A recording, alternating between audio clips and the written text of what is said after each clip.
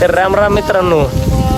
आजकाल शेतकऱ्याची व्यथा अशी झाली, काय म्हणतात आई खाऊन द्या ना बाप भीक मागून द्या नाही. इकडून तिकडून आतापर्यंत पाऊस नव्हता, इकडून तिकडून पाऊस आलाय.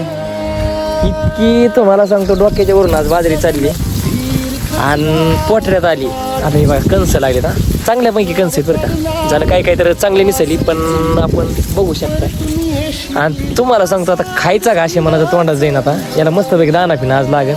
तर अक्षरशः पाऊस आज तुम्ही बघू शकता कसं काय पानं झालेत, कसं काय सुकून गेली.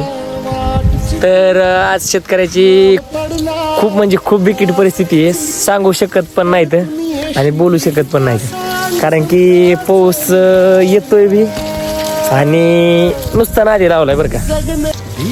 हे बघा तुम्हाला बघू शकते गवत कसं झाले कसं झालं नाही. कारण की मका पेरली होती तर अर्धे डोक्याने खाल्ली.